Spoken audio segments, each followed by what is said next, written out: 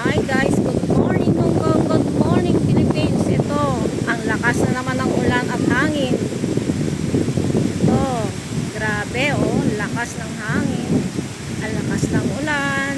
Yan guys, na-stranded na kami rito. Hindi na kami maka-move dito sa ilalim ng tulay. Ayan.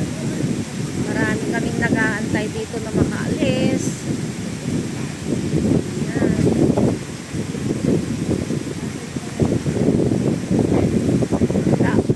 Wala na talaga, ang lakas.